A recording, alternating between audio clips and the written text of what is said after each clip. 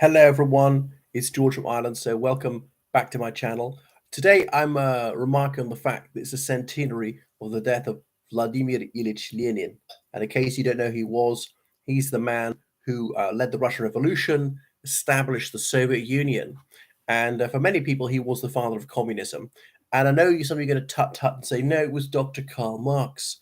But Marx was the intellectual author of communism, as in he wrote the Communist Manifesto. But for someone who actually made it work on a large scale, well, not work terribly well, you have to go to V.I. Lenin. Of course, it had been tried once before in the Paris Commune in 1871, but that only lasted a couple of months, and the circumstances were impropitious to say the least. Just after France had been defeated in the Franco-Prussian War, and there was a French Civil War, the Paris Commune besieged by anti-communist forces, which didn't last terribly long. So Lenin, it's hard to realize that for 67 years after his death, he was adulated by about a quarter of humanity.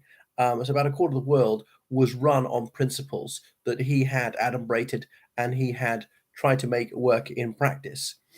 So he was thought to be a world historical figure, and people like in Cuba were named after him. There were hundreds of statues all over the Soviet Union and other European communist countries. So apart from these statutory tributes, there were streets and squares named in his honor, and they've almost all been renamed. And of course, Russia's erstwhile capital, St. Petersburg, was named Leningrad from just after Lenin's death up until 1991. Although the city has reverted to its historic name of St. Petersburg, the region around it is still called Leningradskaya Oblast. So he is an extraordinary figure, but it's astonishing how, in a way, little impact he's had in the longer term, because many people believed it was a turning point in world history, and that was it, because they were Orthodox Marxists, and Marxism, which is largely unknown outside far left intellectual circles. But anyway, so go back to the origins of Lenin. So he's born in 1870 in Simbirsk, which is a large town about 500 miles east of Moscow. It's by the river Volga, if memory serves.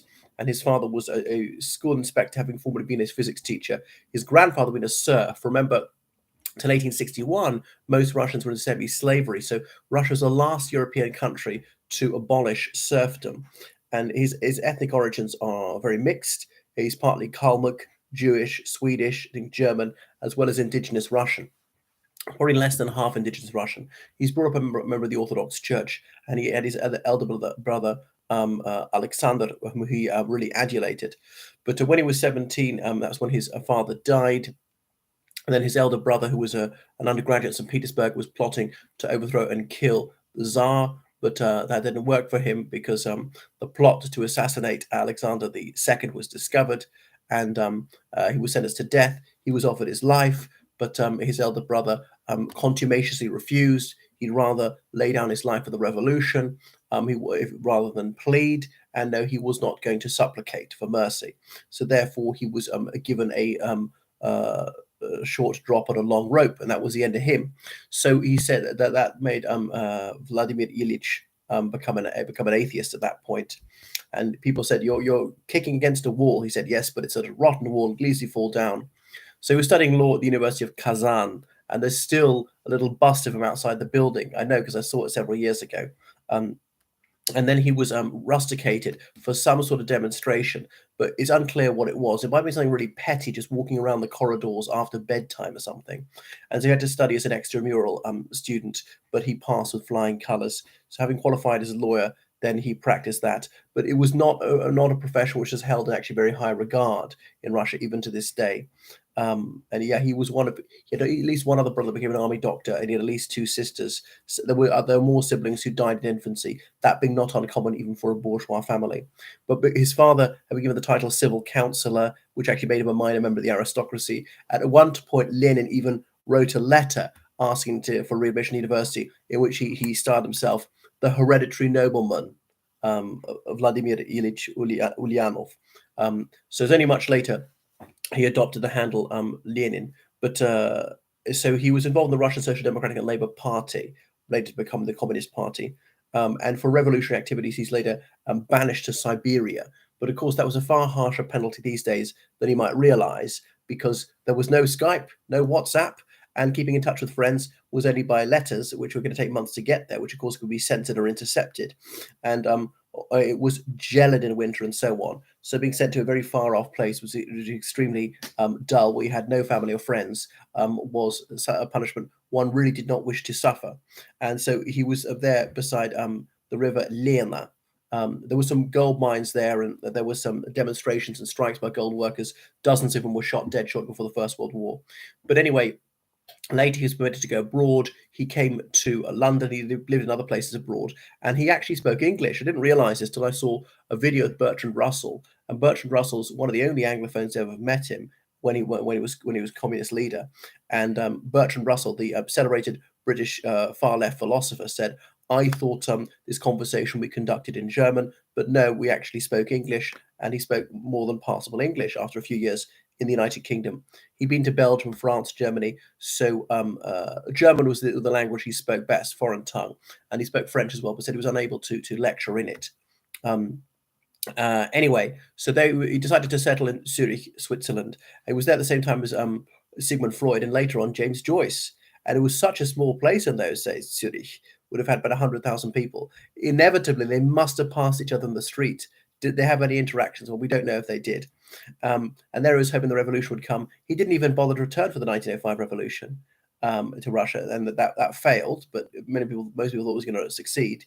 And then the Romanov dynasty, when they celebrated their tercentenary in 1913, they seemed to be stronger than ever. Maybe they turned the corner. Well, then the First World War broke out, and he thought, this is our main chance. That whoever wins or loses is a matter of total indifference. The working class always loses, but he must try and emancipate the peasantry and the proletariat. But anyway, by 1917, there was a February Revolution, and Tsarism was overthrown. There's a provisional government who made the fateful decision to continue the war against Germany, and that's when Lenin decided to strike while the iron was hot. And he was in touch with the German government, who abominated communists as well, who jailed all their own commies, but they gave him money in the sealed train to go to the coast of what's now Poland, and then to sail to sail to Sweden, get a train from there to Finland, and then to the Finland station in Leningrad. And the Bolsheviks, as they became known, his faction, the RSDLP, were all but unknown. And then he gives a celebrated oration at the Finland station in St. Petersburg. And I shan't take you through the blow-by-blows of the revolution and the civil war, but he's an exceptionally cruel man. He deliberately had civilians killed by their thousands. He authorized torture on a very wide scale. He was very happy when people were lynched for being minor landlords. So he was a really bloody, barbarous tyrant. He was horrific. He was not someone who ought to be adulated at all. It's difficult to find something to say that's morally in his favor. Well, he believed in gender equality. So he believed in religious equality, though he had the deepest disdain for all faiths. He said they should not be forbidden. They should be allowed to wither away on their own. And that did appear to happen a lot in the 20th century, in the Soviet Union. But I suppose it had a bit of help by closing almost all churches, mosques, synagogues, Buddhist temples, and so forth, by executing tens of thousands of priests, monks, nuns, by sending hundreds of thousands of more of them, or religious believers, to slave labor. But although most of that was done later on by Stalin, but nobody should be persecuted for his or her religious beliefs. Anyhow, and that ought to go without saying. But when the revolution was held, he made himself chairman of the Soviet People's Deputies, or Council of People's Deputies, effectively prime minister, and that was the post he held. But he was suffering strokes. He was actually a very short man. I've seen his corpse preserved to this day in the Lenin Mausoleum on Red Square in Moscow. And you'll notice how, on one hand, the fingers are open, another, they're clenched like that when he died. And he had a first stroke in the summer of 1922, and realizing he wasn't live much longer, wrote his last will and testament, saying, Stalin must not get top position, nor indeed Trotsky, severely criticizing a number of the others. But anyway, and people thought he was going to die in 1923, and it's amazing he managed to last till early 1924. So he died at Gorky, which is just to the west of Moscow, where all the luxury compounds are these days, or Garki, meaning bitter. And in Russian, it bears both the literal as well as the metaphorical signification, just as like in English. And I wonder if that's why Maxim Gorky took that as his nom de plume. So yeah, that is Lenin. He was married to Nadezhda no, not what I'm talking about, Nadezhda Krupskaya, but they were not blessed with offspring, and she lived on into the 1930s. So he didn't particularly favor other family members. So my goodness, so that is Lenin, someone who did the world a power of harm. And I mean, as Churchill say that evil things often come from evil circumstances. The lot of the average Russian or anyone in the Russian Empire was horrific before he came along. In some ways, he made it worse, and all right, in a few ways, he made it better. But we can't put all the many monstrous atrocities of communism on Stalin's shoulders, though yes, he's up to his neck in blood. But Lenin is very responsible as well. Whoever had his way would have unleashed his reign of terror upon the whole world. And so he's certainly a very important person to look at. One of the things I can say in praise of him, although this is not any like moral praise, is he was certainly no slouch intellectually. Published over 3.5 million words. So yeah, had lucidity to his penetrating prose. That is Vladimir Ilyich Lenin. Someone who's fascinated with us very little, since we had a book called People of Action, which is about him. Right. So thank you so much for watching my channel. Make sure you subscribe on Patreon to see all the articles and videos behind the paywall. And oh, yes. So please donate on PayPal, georgecallahan79@gmail.com. Lenin was a communist. I am a capitalist. So give me money. All right. Bye.